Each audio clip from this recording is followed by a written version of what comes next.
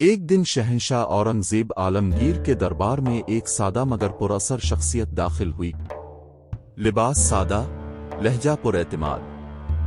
اس نے ادب سے سلام کیا اور کہا، جہاں پناہ، اگرچہ اب تفریح و موسیقی کو ناپسند فرماتے ہیں، لیکن میں ایک فنکار ہوں۔ فن میرے لیے مشغلہ نہیں، ایک عبادت ہے۔ میرا نام بہرام بہروپیہ ہے، اور میں ایسا بہروپ بدلتا ہوں کہ خود شہنشاہ وقت بھی دھوکا کھا جائے۔ شہنشاہ نے سنجیدگی سے جواب دیا، یہ سب میرے نزدیک محض فضولیات ہیں، وقت ضائع کرنے کے کام ہیں۔ بہرام مسکرایا، اگر اجازت ہو تو ایک آزمائش کی درخواست ہے۔ اگر آپ نے مجھے پہچان لیا تو میں غلام، ورنہ اب سے 500 روپے لوں گا۔ اورنگزیب نے کہا، 500 میرے لیے کچھ نہیں، شرط منظور ہے، جاؤ اور جو بہروپ چاہو اپنا لو۔ بہرام محل سے نکلا، مگر دل میں کھلبلی مچ گئی۔ میں کیا کرنے جا رہا ہوں؟ کہیں شہنشاہ پہچان نہ لے۔ پھر وہ چھان بین کرنے لگا۔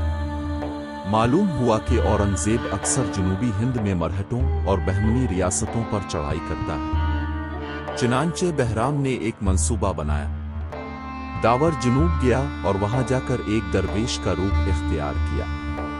لمبی داڑھی، سبز چولا، منکوں والی مالا، اور خاموشی سے درخت کے نیچے بیٹھ کر اللہ اللہ کی صدا بلند کرنے لگا۔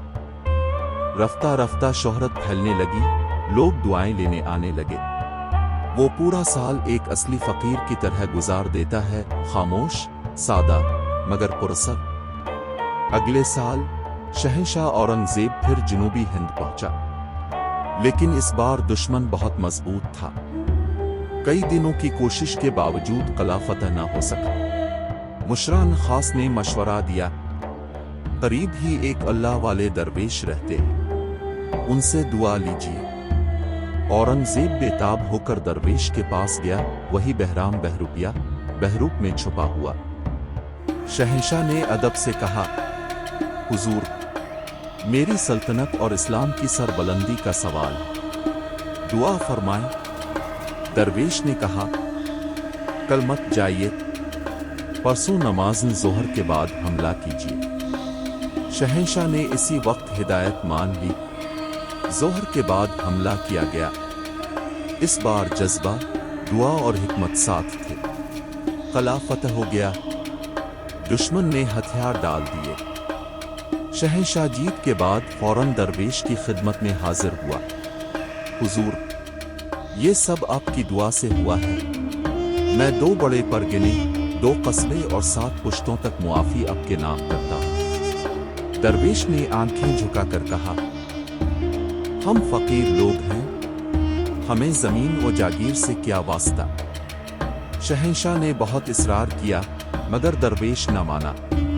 کچھ دن بعد جب شہنشاہ دربار میں فرمان جاری کر رہا تھا، دربار کے دروازے سے ایک قہقہا بلند ہوا۔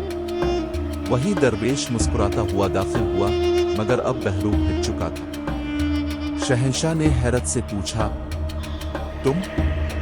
اس نے جھک کر کہا، جی حضور، میں بہرام بہروپیہ ہوں، وہی جس نے شرط لگائی تھی۔ اب 500 روپے لینے آیا ہوں۔ شہنشاہ ہنسا، پھر بولا، واہ، تم نے تو کمال کر دیا، لیکن ایک بات بتاؤ، جب میں نے تمہیں زمین، جاگیر، رعایت دی تو تم نے کیوں انکار کیا؟ بہرام نے نہایت سنجیدگی سے جواب دیا، جہاں پناہ، اس وقت میں ایک سچے درویش کا روپ دھارے ہوئے تھا۔ ان سچوں کی عزت مقصود تھی۔ میں جھوٹا بہروپیہ ہو سکتا ہوں، مگر ان بزرگوں کے نام پر دھوکہ نہیں دے سکتا تھا۔